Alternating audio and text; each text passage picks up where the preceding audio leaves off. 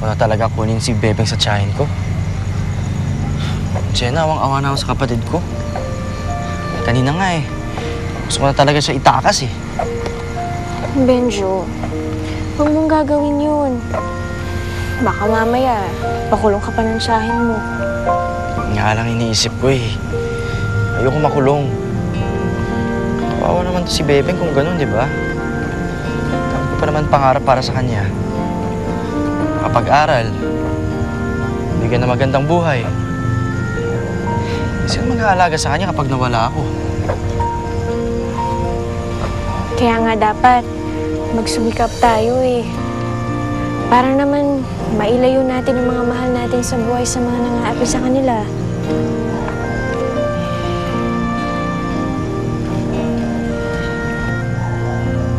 Teka, hindi ko pa napapansin na panay hawak mo dyan sa pintas na yan. Kanina kasi, may ganitong kwintas yung isang picture sa loob ng opisina ni Sir Changi.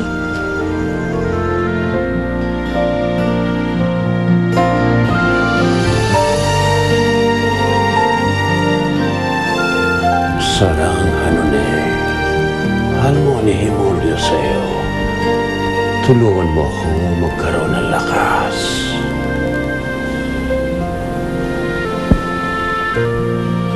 Lakas para ipagpatuloy ang paghahanap sa aking apo. Pagod na ako at nahihirapan.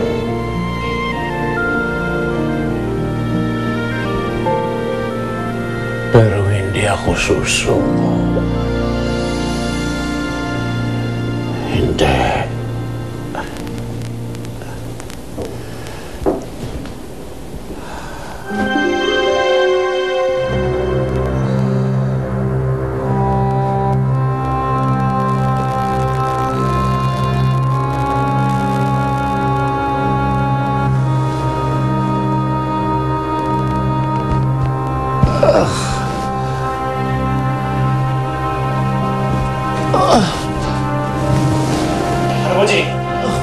아버지!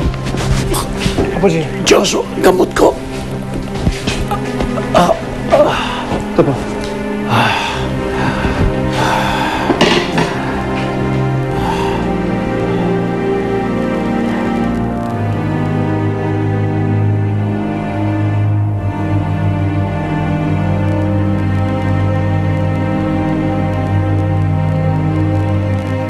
O ano, akala ko ba papasyal mo sa kotse ng amo mo si Bebeng? Ano nangyari? Pare, bad trip yung tiyahin ko eh. Pinagmamalupitan yung kapatid ko. Okay. Kaya masama timpla mo. Pwes, sumama ka sa amin mga babae. Para ma-relax ka naman. Uy, Risha! Teka dito! Bakit? Dito! Benjo, si Trisha. Benjo. Pass muna ako dyan. Post ka na naman? Eh, nasayang mo yung pagkakataon eh. Oo nga naman, Benjo. Ano ba? Nakasara pa muna si Trisha, oh. Mainit na mainit pa. Ano ko, sabi ko ayoko nga, di ba? Ano mang nangyari dito sa kaibigan mo ito? Ba't sinanaman ng Koreana? Ba? Nako, niligawan nga. Hindi masabi nito ni Benjo eh. Talaga? Natsutsope ka dun sa kaibigan mong Koreana? Ah, sa bagay. Di din naman talaga kayo bagay nun eh. Lalo na pag nakita na siya ng tunay niyang pamilya. Baka dali na siya sa Korea, tapos Los Valdez ka na. Eh, paano mahanap ni Jen yung tunay niyang pamilya? Eh, pangalan nga ng tatay niya, hindi niya alam. Malay niyo, hinahanap siya ng ninuno niya. Alam niyo ba, kinuwento sa akin nung isang araw, eh meron daw nagpunta rito isang matandang Koreano. Hinahanap daw yung nawawala niyang apo. Kaso, ayaw daw magkwento.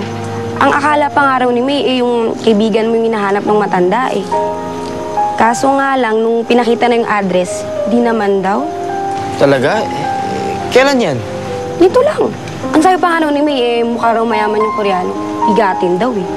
Baka hinahanap mo si Jen ang tunay niyang pamilya. Ewan ko sa inyo? Uy! Trisha, saan ka pupunta? Aba! Ito, hindi pa ako nakaka-chancing-sing. Naku, kung ako lang talaga. May araw sa akin yung Trisha. Ako, pare, sumama ka sa amin eh. Sigurado ka ba, anak? Kamukhang kamukha talaga? Opo, Nay. Alam mo, Nay, ito talaga yung nasa picture. Talaga? Eh, paano yan? Anong balak mo ngayon? Oh? Nay? Pacheck kaya natin siya sa alahera. Tingnan natin kung gaano ang halaga nito. Kung gaano na to katagal. Kasi, Nay, kung may halaga pa to, baka makatulong yun sa akin para mahanap ko ang pamilya ko. Oo nga. Patingin nga. Oh!